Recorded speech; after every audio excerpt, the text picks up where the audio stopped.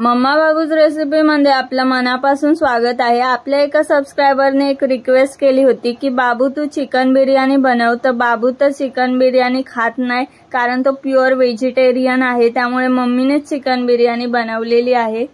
तुम्ही सुद्धा या पद्धतीने चिकन बिर्याणी एकदा ट्राय करूनच बघा, तुम्हाला सुद्धा खूप आवडेल। अगदी झटपट अर्ध्या तासात ही चिकन बिर्याणी बनून तयार होते। चला तर मग वेळ न घालवता ही सुंदर आणि टेस्टी अशी चिकन बिर्याणी बनवायला सुरुवात करूया। आता आपण पाव किलो बासमती राईस घेतलेला आहे, स्वच्छ दोनदा धुवून घ्यायचा आहे आणि त्यानंतर यामध्ये थोडंसं पाणी ठेवायचं आहे आणि 10 ते 15 मिनिटे आपल्याला हा तांदूळ भिजत ठेवायचा आहे।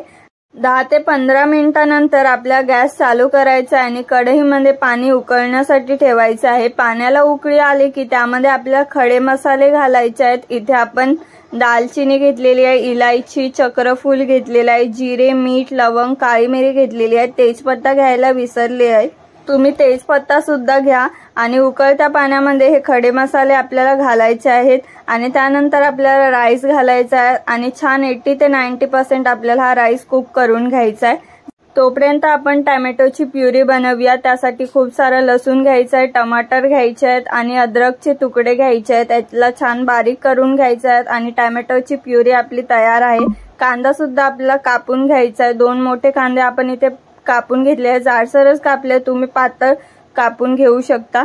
त्यानंतर आपल्या कढईमध्ये कांदा छान फ्राय करून घ्यायचा आहे। गोल्डन ब्राउन झाला की कांदा आपल्याला काढून घ्यायचा आहे। आपला राईस सुद्धा छान 80% कुक झालेला आहे, तो सुद्धा आपण साईडला काढून घेऊया। आता आपण पुढच्या प्रोसेस कडे वळूया। तर इथे आपण पाव किलो चिकन घेतलेलं आहे, 3 ते 4 वेळा आपल्याला चिकन स्वच्छ धुवून घ्यायचं आहे। आता आपल्याला याला मॅरिनेट करायचं आहे, त्यासाठी आपण यामध्ये मसाले घालणार आहोत। सर्वप्रथम आपण जी टोमॅटोची प्युरी बनवलेली आहे ती आपल्याला घालायची आहे। तर टोमॅटोची प्युरी आपण यामध्ये घातलेली आहे। त्यानंतर आपल्याला यामध्ये 2 ते 3 मोठे चमचे दही घालायचे आहे। दही घातल्यामुळे चिकन लवकर शिजतं।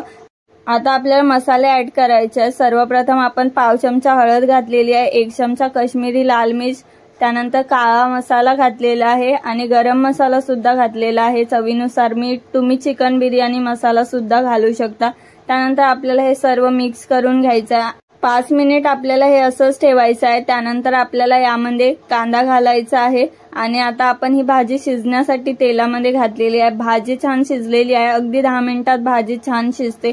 त्यानंतर आपण यामध्ये राईस घालून घेऊया। भाजीच्या वरती आपण राईस घातलेला आहे, तुम्हाला हवं असल्यास तुम्ही याचे थर सुद्धा लेयर सुद्धा बनवू शकता। त्यानंतर आपल्याला यावरती कांदा घालायचा आहे। त्यानंतर आपल्याला यामध्ये बारीक चिरलेली कोथिंबीर टाकायची आहे, तुम्ही पुदिना सुद्धा टाकू शकता। त्यानंतर आपण यामध्ये 2 मोठे चमचे तूप घालणार आहोत, तुपामुळे छान अशी टेस्ट येते। तुम्ही हवं असल्यास एसन्स सुद्धा घालू शकता। आता आपण यामध्ये तूप घातलेलं आहे। आता तुम्ही बघू शकता किती छान बिर्याणी दिसत आहे। आता आपण ही झाकून ठेवूया, 5 ते 7 मिनिटे छान शिजू देऊया। 5 ते 7 मिनिटांनंतर आपल्या गॅसची फ्लेम बंद करायची आणि आपली बिर्याणी आहे ती रेडी झालेली आहे। अगदी घरभर छान सुगंध पसरलेला आहे, तुम्ही सुद्धा या पद्धतीने नक्की ट्राय करून बघा।